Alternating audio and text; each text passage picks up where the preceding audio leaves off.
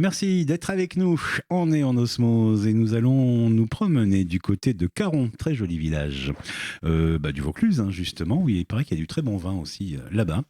Et il y a une très jolie salle qui s'appelle la Chapelle des Pénitenteries. Dans cette très jolie salle, on voit des très belles œuvres. Ce sont les peintures d'Agathe Idali qui est avec nous aujourd'hui. Bonjour Agathe. Bonjour. Vous allez bien ? Ben écoutez, oui. Oui, c'est bien. Hein. Vous exposez à partir du 28 avril à Caron. Voilà, c'est ça. Donc j'investis les lieux. La C'est salle un des très beau lieu. Pénitenteries. Et donc c'est une chance pour moi d'avoir rencontré cette chapelle, pas parce que c'est une chapelle, mais pourquoi pas, mais c'est surtout que c'est un endroit qui est particulièrement, je dirais, élégant,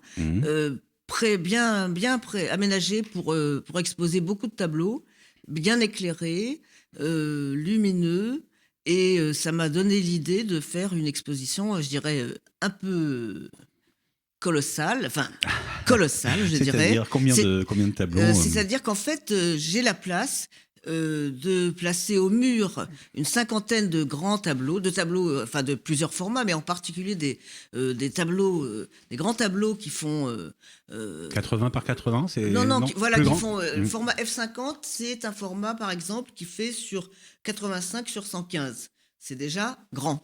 Vous voyez, oui. Et j'en ai 115, ça fait quand même plusieurs. 1m15 quoi. Voilà, 1m15.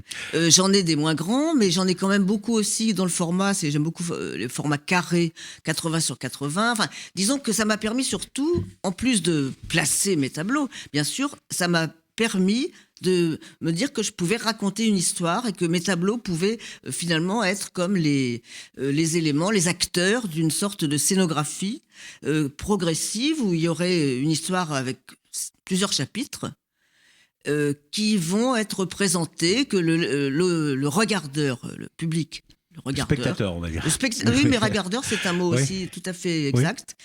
Le regardeur pourra suivre dans le sens qu'il veut, bien entendu, mais il y a quand même un propos. D'accord. Voilà. Alors, nous, on a vu sur votre site le cycle de l'incarnation. Est-ce qu'on est dans ce même... dans cette même mouvement, sur mon site, il y a effectivement une présentation de tableaux que j'avais appelé le cycle de l'incarnation. Ce que je montre à Caron, c'est pas tout à fait ça. Mais d'une certaine façon, il est quand même question d'une façon progressive d'apparaître et de devenir soi-même. Voilà. Donc pour moi, l'incarnation, c'est symbolique bien sûr, puisqu'il ne s'agit pas véritablement d'un cycle vivant, d'une incarnation, mais d'une certaine façon, sur un plan pictural, ça permet de voir apparaître, disons, différentes façons d'exister, différentes façons de se manifester, et on peut voir ce que je présente comme l'histoire d'un personnage, d'une figure, c'est moi, c'est vous, mais en tout cas qui va devenir de plus en plus juste. D'accord. Donc on arrive, on habite un corps quelque part, on s'incarne, et puis après on évolue vers qui on est réellement. Voilà, alors ça pourrait être la version psy, pourquoi pas, parce que ça me parle, bien entendu, mais il ne faut pas que ça fasse peur aux gens. C'est quand même surtout des mutations visuelles, visibles, et on voit comment des formes se modifient et vont peut-être se simplifier. Vous nous avez amené quelques photos qu'on pourra voir sur la vidéo pendant que nous discutons. Mais cette histoire d'incarnation, c'est quelque chose quand même qui vous travaille, qui vous poursuit, qui vous hante un peu, non ? Qui me hante. Alors c'est pas sous un angle, je dirais, christique, mais c'est aussi devenir soi-même, oui, effectivement.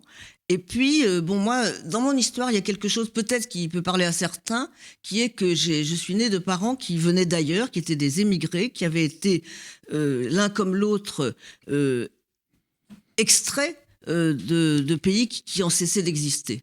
C'est ce que sont des pays de l'Est, peut-être ? Alors, les pays de l'Est, ma mère du côté de la Russie d'avant la Révolution, enfin, elle a vécu aussi la Révolution. Mon père, il était juif, et donc le milieu dont il est parti, c'est un milieu qui n'existe plus. Oui, mais dans vos tableaux, on retrouve quelque chose, un peu comme des icônes. Tout à fait. Alors, il y a ces deux aspects, aussi bien la peinture enfin on me le dit, hein, on le ressent quand on les voit. Voilà, aussi bien la peinture des icônes orthodoxes que la peinture de Chagall, et aussi peut-être une façon d'utiliser la couleur qui n'est pas strictement franco-française. Puis il y a la vibration aussi. Ça tremble un peu. Enfin, les couleurs sont un peu vibrantes, je trouve. Oui. Ça crée un effet quand on regarde. Alors, vous avez une particularité aussi, c'est que c'est pas vraiment du figuratif, c'est pas non plus de l'abstrait. C'est un mix des deux, un peu. C'est un mix des deux, si vous voulez. C'est-à-dire qu'en fait, j'utilise tout ce qui existe pour exprimer au plus juste la nécessité du moment. Donc selon, ça peut être aussi des formes abstraites qui vont me permettre finalement de créer des contrastes, de créer des espaces. Mais j'ai aussi une imagerie. Alors j'ai aussi beaucoup pratiqué le portrait, l'autoportrait d'ailleurs aussi. Bon là on n'en verra pas beaucoup, mais si vous voulez, je suis aussi bien sûr capable de faire des choses extrêmement réalistes. Mais c'est pas forcément mon propos. Mon propos c'est plutôt de mettre en scène une réalité intérieure. Partageable. La faire partager. C'est le rôle de l'artiste aussi, c'est de nous partager des choses que lui voit, des mondes qu'il perçoit ou qu'il ressent et que nous, on ne peut que regarder, puisque nous sommes des regardants. Tout à fait. Mais ça nous ouvre des portails quand même. Pardon ? Ça nous ouvre des portails, des portes vers des Absolument. des univers. Donc ce sont des portes qui sont peut-être pas les plus courantes parce que ce sont pas des paysages que vous allez rencontrer à l'extérieur, ce sont des paysages intérieurs. Voilà, on voit par exemple, je vois un tableau où on voit le personnage principal, mais derrière il y a un peu comme des personnages en ombre.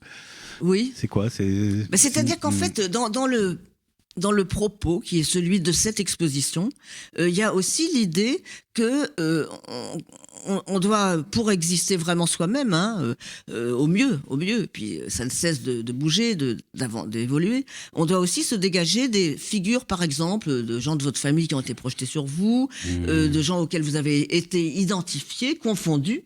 Donc c'est dépasser les confusions.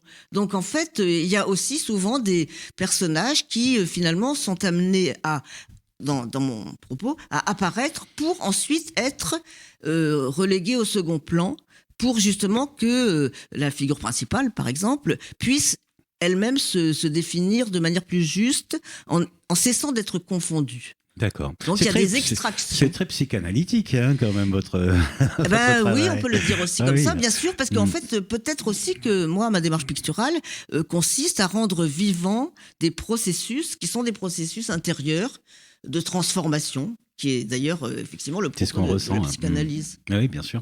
Vous travaillez quoi ? De l'huile ? De la gouache ? Non, alors c'est de l'huile. Comment ça marche ? Oui, voilà. D'accord. Et à Caron, donc, la chapelle des Pénitents Gris, à partir du 28 avril et jusqu'au 10 mai, on peut avoir combien de... Alors là, on va en voir beaucoup, c'est une grande chance, parce que non seulement, comme je vous l'ai dit, la dimension de la chapelle et la qualité aussi de l'espace d'exposition me permet de mettre en place sur les murs une cinquantaine de tableaux de taille assez importante. Et puis, il y aura aussi, au milieu de la chapelle, vous voyez, ce sont des structures en métal, des grilles, qui me permettront de placer des tableaux beaucoup plus petits, beaucoup plus accessibles financièrement, parce qu'après tout, on est aussi là pour vendre ces tableaux. Oui, ou les acheter. Donc, c'est vrai quand c'est accessible, c'est mieux. Les grands tableaux, c'est sûr qu'ils ont un prix, et que je ne vais. Mais le but, c'est quand même de rendre accessible à tout le monde des tableaux de différents formats. D'accord, écoutez, on se retrouve à Caron.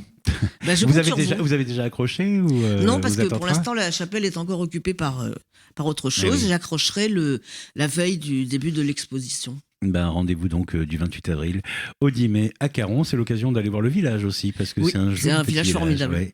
Et puis je vous dis, il y a une cave là-bas avec du très bon vin pour les amateurs. Oui, il y a 2 caves. Oui, il y a tout ce qu'il faut. Je crois même qu'ils font du vinaigre balsamique, si mon souvenir est bon. Merci beaucoup Agadie Tadi. Merci à vous. Bonne continuation et à bientôt.